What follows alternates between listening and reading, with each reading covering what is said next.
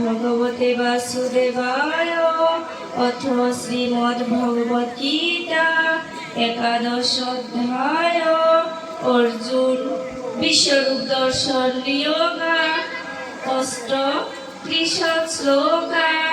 অর্জুন উবাচ তোমাদিদেব পুরুষ পুরাণ তমস্য বিশাচ পরম নিধনম বেত্তাসি বেদচ্চ পরচ্চ ধাম তয়া ততম বিশ্বমনন্তরূপ।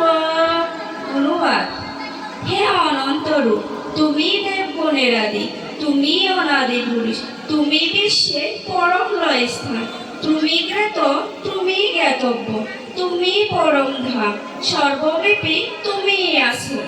এখানে অর্জুন ভগবানকে উদ্দেশ্য করে বলেছেন, হে অনন্ত প্রকার রূপধারী, যার রূপের কোনো অন্ত বা শেষ নেই, যার বাস্তবতা উপলব্ধি করেছেন স্বামী বিবেকানন্দ।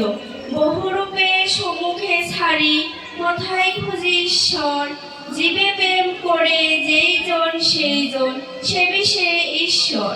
এই শ্লোকে অর্জুন ভগবানকে বলেছেন, তুমি পাওরূপী দেবগণের আদি, অর্থাৎ আমাদের মানব দেহে ৪৯ বাহু রয়েছে। যিনারা এই ৪৯ বাহু সম্পর্কে জানেন, তিনারা রোগমুক্ত সুখী জীবনযাপন করেন। কেননা এই বায়ুর মধ্যে প্রধান দুটি বায়ু হলো প্রাণ বায়ু এবং অপ্রাণ বায়ু। ২৪ ঘন্টায় প্রতিটি হিন্দু, মুসলিম, বৌদ্ধ, খ্রিস্টান সকলের দেহে ২১,৬০০ বার এই প্রাণ বায়ু আসা যাওয়া করে। সাধকগণ শ্রেষ্ঠা স্বরূপ সাধনার মাধ্যমে এর সংখ্যাকে কমিয়ে এনেছে, অর্থাৎ শ্বাসকে দীর্ঘ করে দীর্ঘজীবী লাভ, অর্থাৎ পরমাত্মার সঙ্গে লয়প্রাপ্ত। ভগবান শ্রীকৃষ্ণ আমাদের দেহে রথের সারথি হয়ে সর্বদা জীবন পরিচালনা করেন। ভগবানের অস্তিত্ব ছাড়া আমাদের জীবনের কোনো মূল্য নেই। মাছ যেমন জলবিহীন, মূল্যহীন, আমাদের দেহ ঠিক ততটাই। যতদিন পর্যন্ত ভগবান শ্রীকৃষ্ণ আমাদের দেহে আত্মারূপে অবস্থান করে আছেন, ঠিক ততদিন পর্যন্ত আমাদের জীবন সচল থাকে। যখন পরমাত্মা আমাদের দেহ রেখে পরলোক গমন করেন, তখন আমাদের দেহ বিনষ্ট হয়ে যায়, মূল্যহীন হয়ে পড়ে। ভগবান শ্রীকৃষ্ণ সর্বত্র জীবের মধ্যে বিরাজমান, তার অপার মহিমা।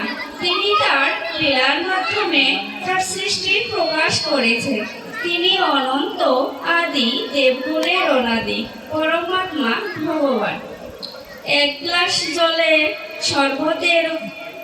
শরবত জলে যেমন চিনির অস্তিত্ব উপলব্ধি করা যায় না, পান করলে শুধু উপলব্ধি করা যায়, তেমনি ভগবান শ্রীকৃষ্ণকে দেখা যায় না, তাকে উপলব্ধি করে দেয়। তাই তো ভক্তেরা ভক্তির মাধ্যমে এবং সাধকেরা সাধনার মাধ্যমে তার সান্নিধ্য উপলব্ধি করেছেন।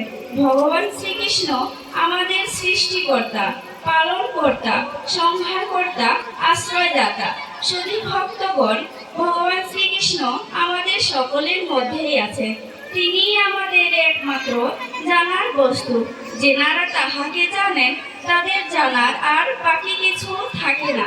যেমন তৃষ্ণার্ত ব্যক্তির পিপাসা নিবারণ হলে দেশ বিদেশের বাহারি রঙের বোতলের স্টিকার লাগানো জলের প্রয়োজন হয় না। ভক্ত সকলের স্মরণে আমার বিনীত প্রার্থনা, যিনারা যে মতেরই হোক না কেন তাহাকে যথাযথভাবে পালন করার চেষ্টা করুন এবং ভগবানকে জানার চেষ্টা করুন। পরিশেষে সবার সুস্বাস্থ্য, দীর্ঘায়ু, কল্যাণ কামনা করে এখানেই আমি আমার সংক্ষিপ্ত বলা বক্তব্য শেষ করছি। সবাইকে নমস্কার।